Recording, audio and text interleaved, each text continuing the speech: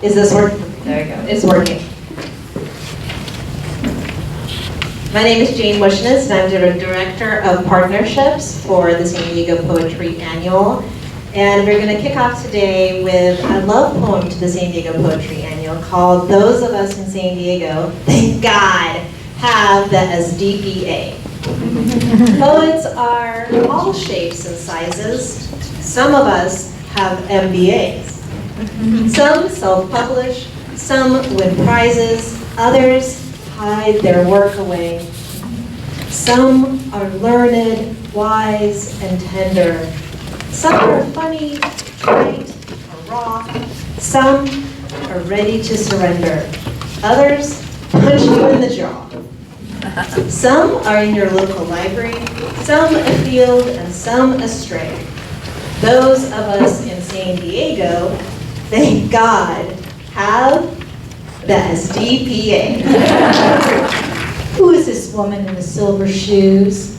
Packs her own suitcase with nothing but pearls. Zips her luggage alone. No man, no Sherpa, no passport needed. Walks through metal detector with ease. Boards this plane called Nueva Vida. Slips into first class seat. Sips pink champagne. Not a cloud in the sky. Smooth line ahead. As the prices keep climbing, satisfaction is declining. The kids are wearing bulletproof vests, and we're too scared to leave our nest. And there's a shortage of things we need, and there's a surplus of things we don't need. And there's always a war going, and always a recession coming. We should hold up signs, let them know we're not fine. But we rely on others to tell us how to feel. Cease talks, peace talks. You pushed forward, I pushed back. And then we reversed and repeated. It's been a long 4 years, indeed, full of our woes and struggles. And now, a time to reflect and respect, a time to decide and abide, or a time to part, or shut this divide. And I ponder, oh I ponder. Flash forward, alas, I pondered, oh I pondered. And now, strife loses.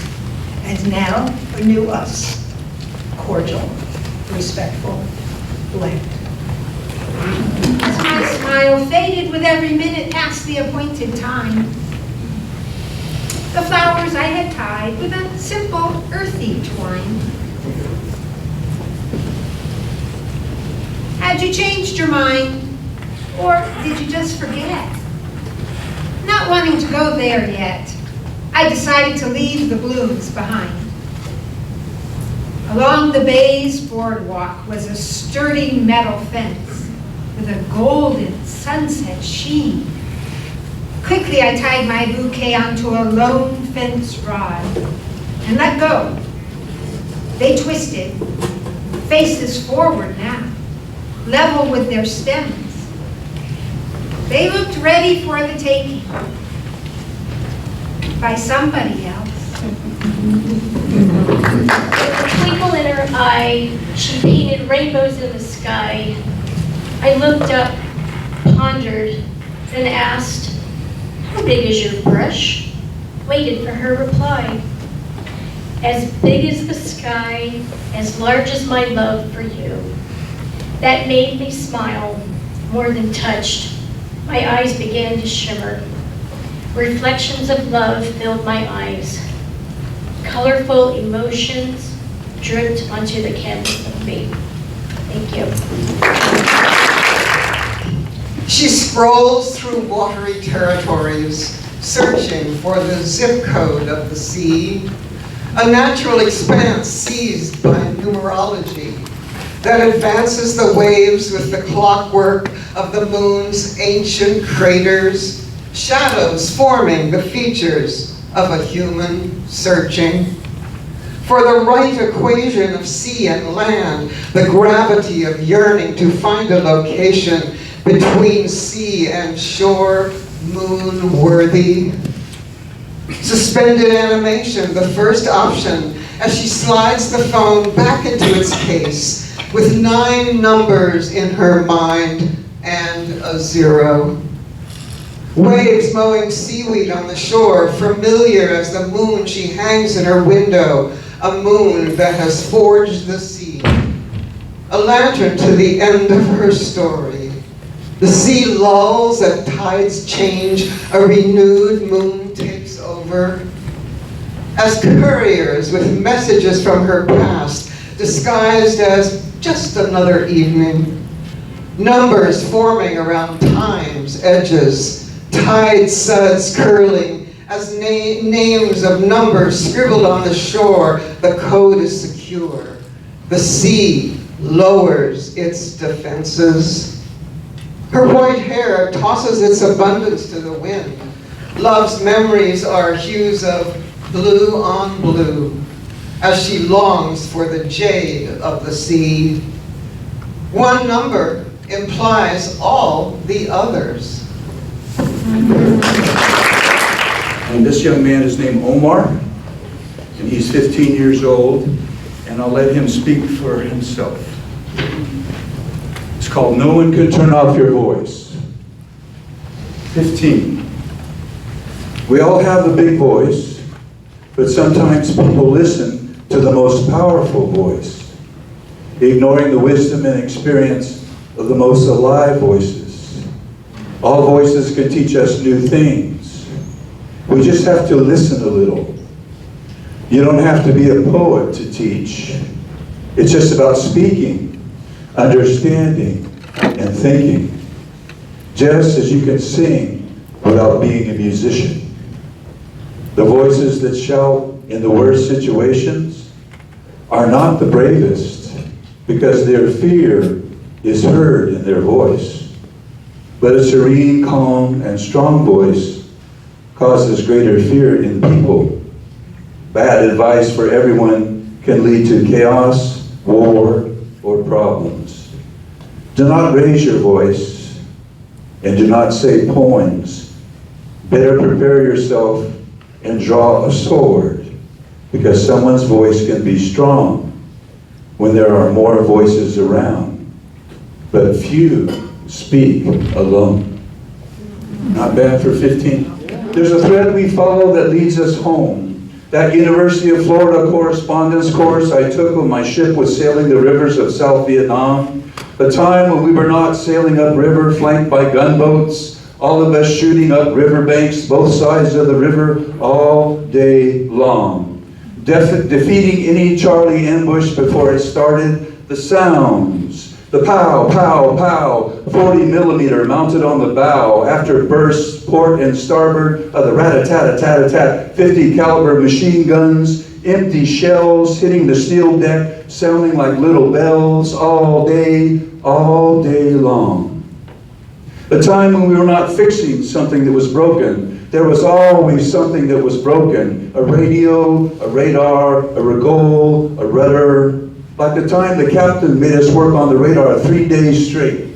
No sleep for 72 hours. We finally found the problem but didn't have the part. It was then he gave the order to secure. We all fell into an exhausted, dreamless sleep. No, this was the time when we were sailing up the Mekong Delta. It was the time of monsoon. The river was rushing, swollen and deep. I was off duty. I received my grade from an essay I wrote for the correspondence course. A B? A B in English? That never happened ever before in my life. As the war rumbled outside my ship, I realized maybe I could make it in college on the GI Bill. As someone who had graduated in the bottom third of my high school class, I never dreamed I could make it in college. Now, I just had to make it through the war, make it home alive. There we were, a sailor, a war, and now a beautiful dream. The thread we follow can lead us home to a beautiful dream. Gasoline, but just the faintest hint. Old engine oil, the predominant scent. Sweat and elbow grease, my father's cologne. Trails through the back door toward the bathroom. Green lava soap next to the faucet removes the grease and oil from his fingers and nails, but never completely. The fragrance of working hands lingers, the perfume of a clean garage. All machines were pliant to his touch, no instructions required. Gears were his internal map and compass, his fingers the key. The toaster always toasts, the refrigerator always cools, the oven always bakes evenly. I have no idea such things cannot do as they are told, until I'm an adult, and that things can get broken when I don't live with my daddy, including my heart.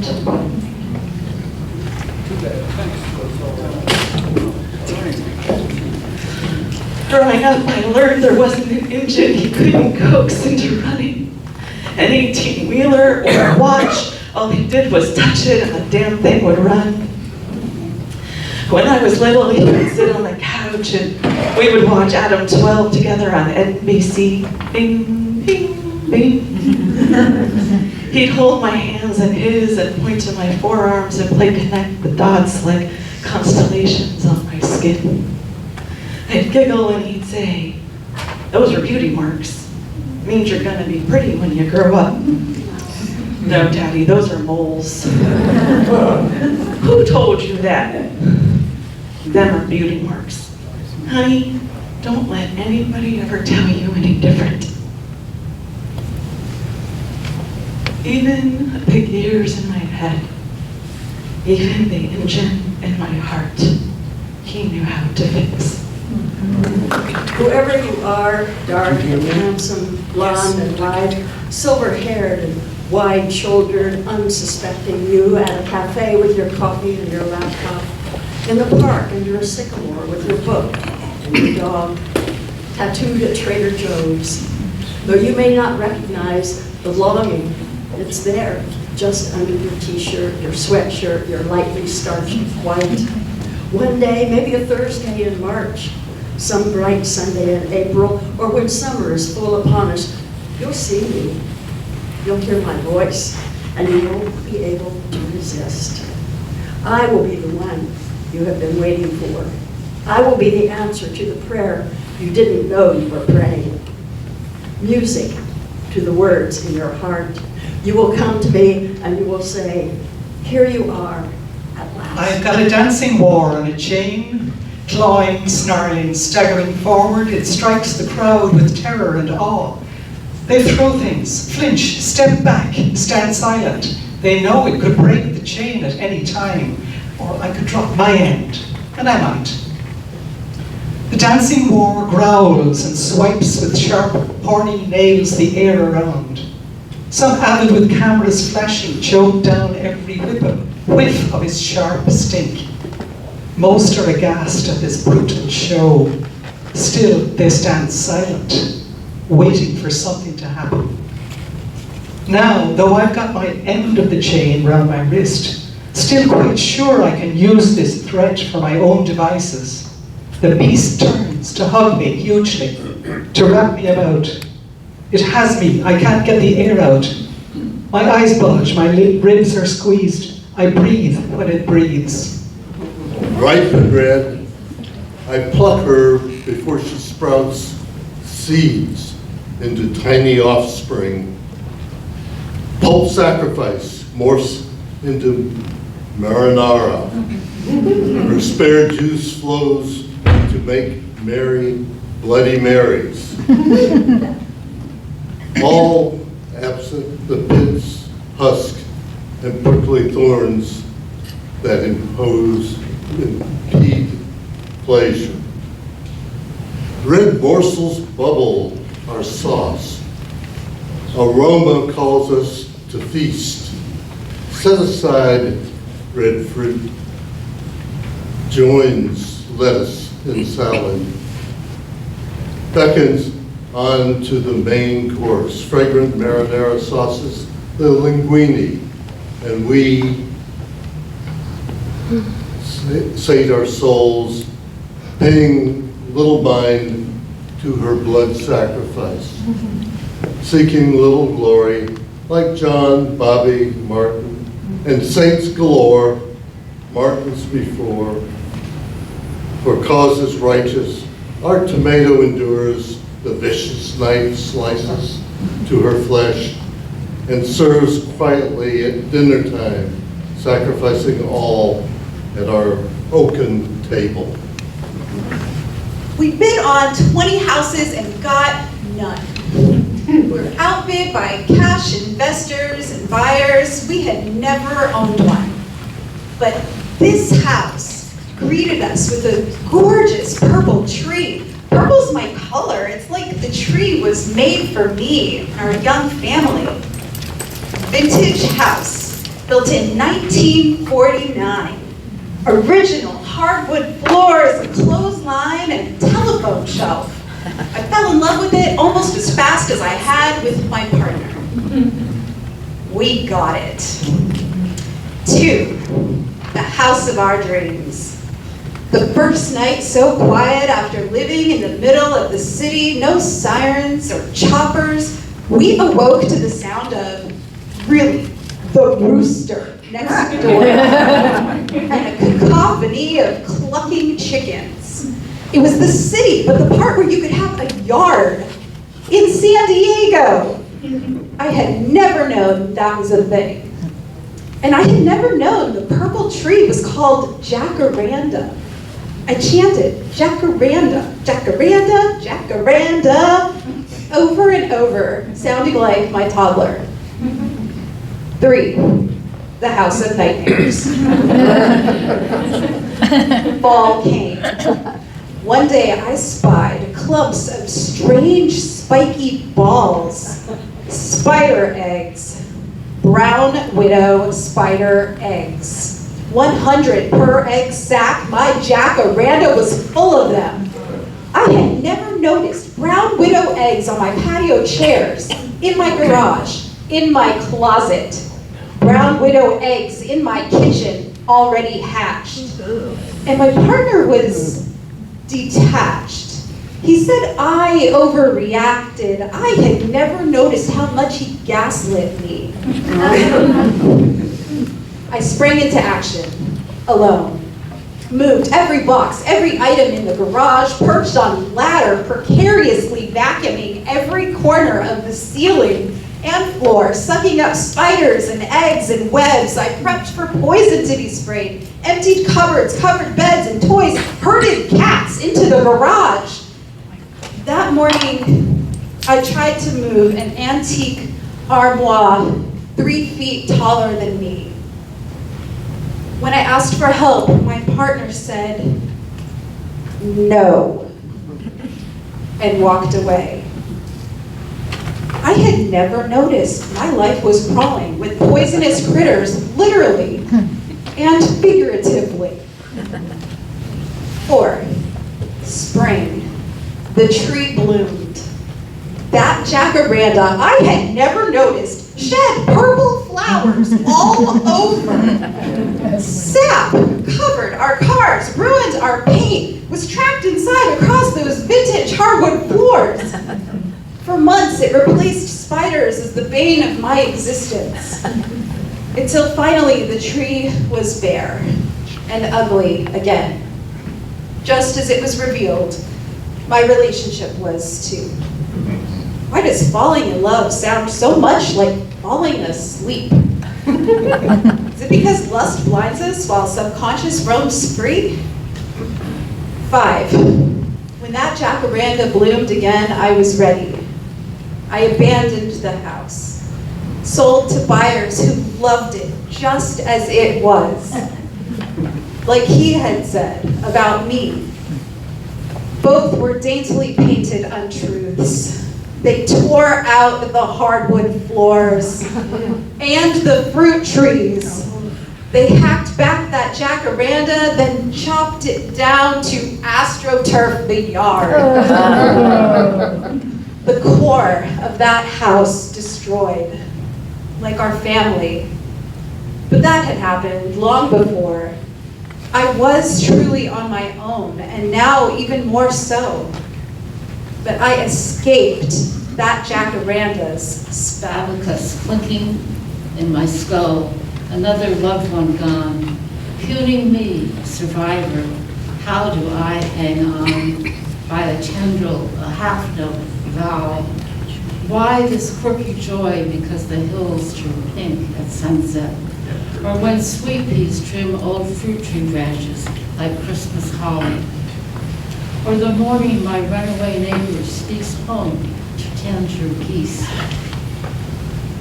Or seeing the new deck my son just finished building, from where I now squint at the setting sun, the city lights, the spirits of my loved ones need me to see. The veil has been lifted. There were pools watered by our tears, but now they are puddles that in we frolic and play. There, in the fair day of joy, was a woman pushing a covered baby carriage that was barking. In maddened laughter, I said, "Barking baby carriages." It sounded like something Boy Wonder would say to Batman. And we skipped onto a museum made out of an aircraft carrier. In the halls were mannequins reenacting their duties, some on computers, some in meeting rooms. And at the end of the hall, there were mannequins asleep in bunks. We ran through the hall shouting, "Sleepers, awake!" The sacred space, heroes. They promise dynamism, action of the finest rate, ratings that top hating, baiting people into wondrous persuasion with flapping capes. But to me, they bring memories of an alternative space where heroes are not muscled figures. They cultivate the Tao. In that subtle sacred space, sages surface slowly at a silent pace, born in a flurry of snow-white fractals. The sky is adorned with magic and dactyls. Were we to survive this resonant storm, we pick a distribution far from the norm. I toil, but do nothing. I wu wei, steep in infinitude, leaves floating in green tea. I keep to the motionless center in that sacred place, and let all things take their course in silence. I reel threads of silk where fortitude is held with grace, a formidable force to embrace. I access the past through that shining face. I become infinity only for a moment, wrapped in that endless embrace that slips, slides like raindrops off a rose, roll down, drop into eternity like twin stars swirling in a lotus pose.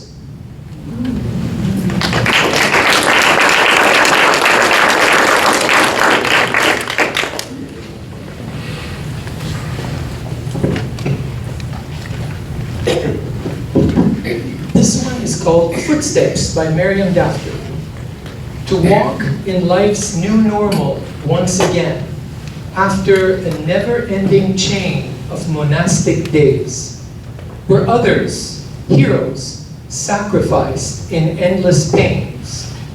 A hopeful post-crisis stroll for some, and by, to hear nature's songs in semi-secret hums, to feel again the gentle strums of a lively summer's moving on. Yet time will tell what nature holds close to breast, but by and by, as corn stalks age and pomegranates blush, trees reluctant to be bare again, yet by and by they remain times of gradual recovery, inequities in work and pay, slow motion times of simmering discontent turn to vanishing warmth and falls rose-colored footprints, as by and by pumpkins fatten and birds' songs fade.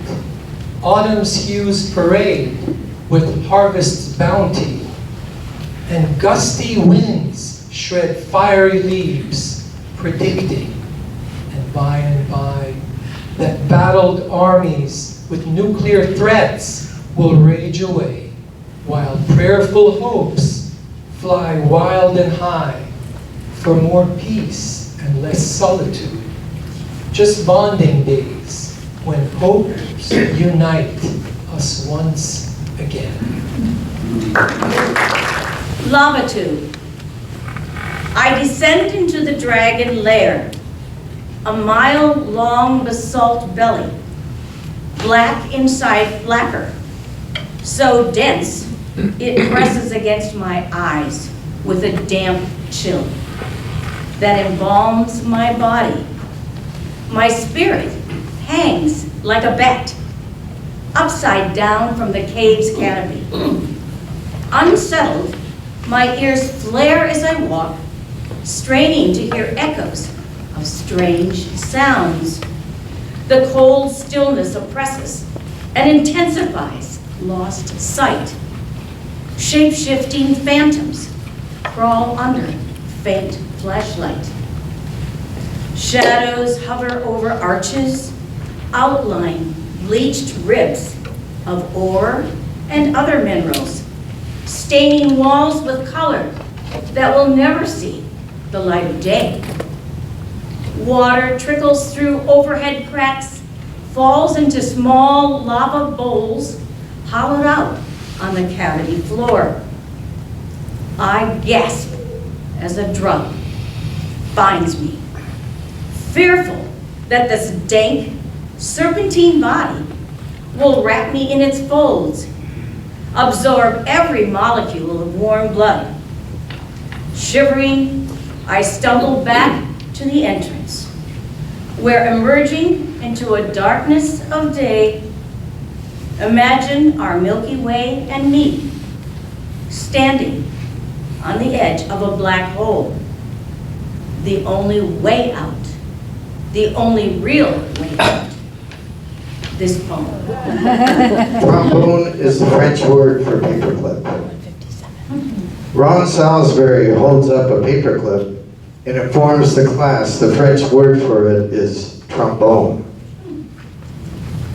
I can see the similar curves in the wire clip and the horn's tubing, and conjure up a piccolo player's scarlet face and loud squeak as the trombonist she's marching in front of gooses her with a slide fully extended to its 7th position. I can also imagine an errant clip getting snagged on a page's perfectly painted fingernail, causing an important document to flutter into Versailles mud.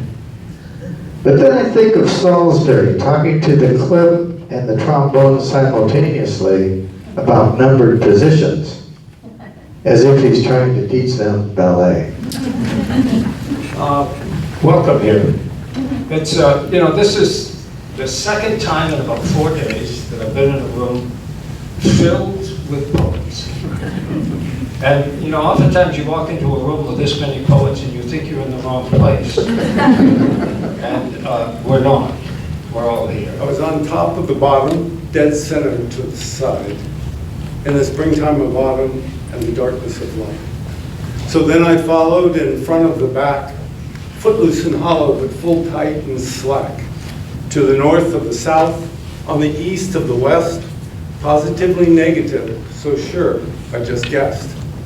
So I ran straight ahead, so fast I slowed down, so alive I was dead, and smiled from a frown. Quietly screaming, dried-eyed, tears streaming, in the black, the white, on track or in flight, in the strength of my weakness to passively fight. So I borrowed tomorrow in trade for today, then gladly in sorrow and peaceful dismay. I discovered what I knew to be wrong, but so true. I freely pay dues to be just like you. So then burn yourself out and slowly go cold. Don't hear my story, though you know it's been told. Close your ears and listen, and remember to forget, to see what we're missing while we all calmly sweat.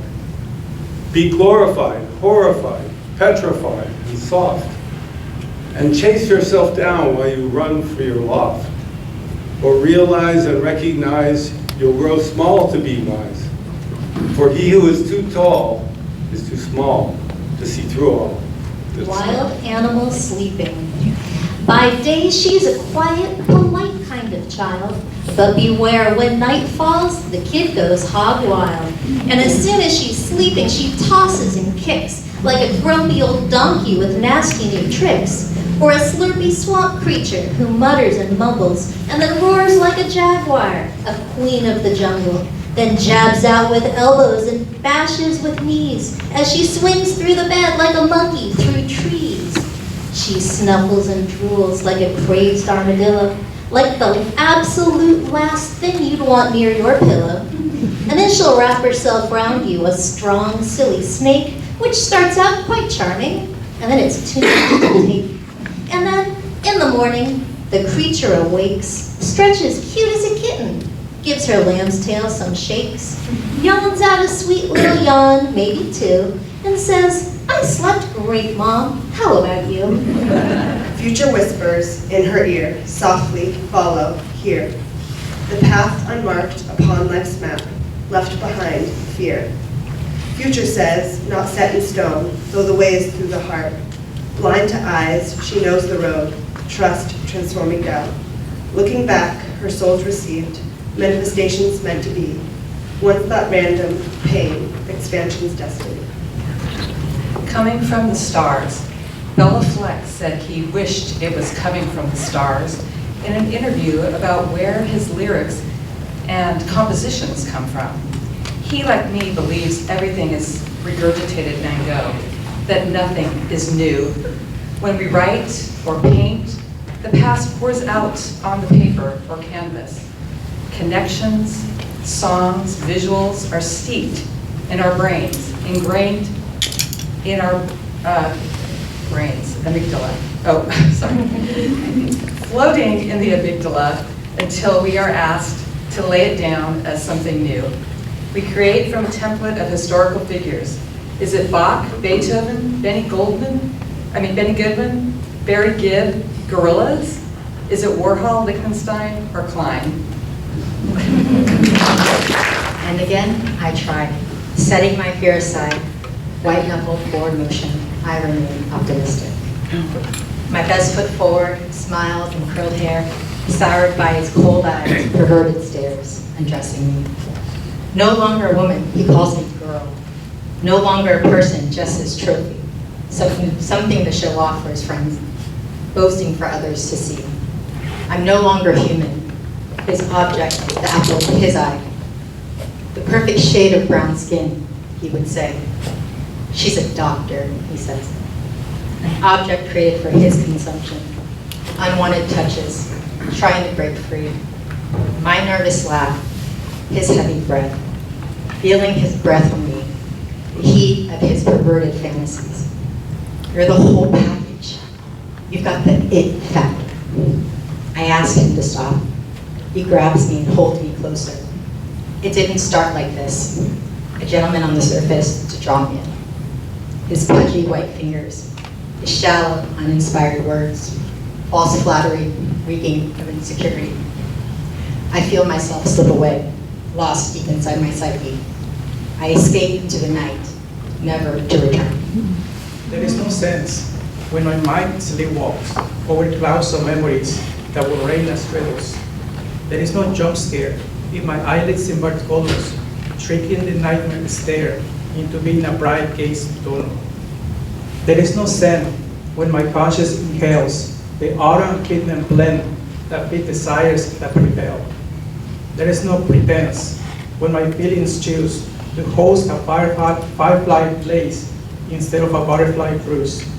Dedicated to the 31,344 service members who have committed suicide since September 11th, 2001, 7,052 who were killed in action over the last 20 years, and the 50 52,344 who were wounded in action. I marched in step today to see how it used to feel. I focus on habits that remain, for they are all that is left that is real. The pills I swallow whole as my ears start that familiar ring. Tried to forget those days, but I remember everything. What have we all done, my dearest friends? All the brothers I once knew have gone away or departed for that early end. And you can have them all. My medals and ribbons are worth less than dirt, for it was I who let them down, the one who was meant to stop their hurt. No glory can be found, for they all lied about the reasons we were sent over there.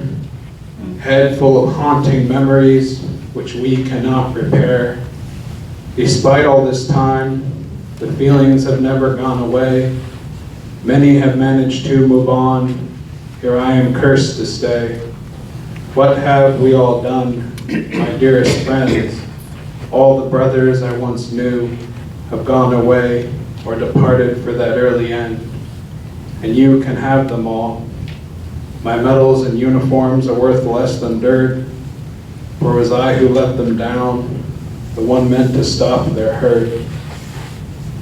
If I could turn back time, go back all 3,565 days, I could save them myself. I swear this time I would find a way.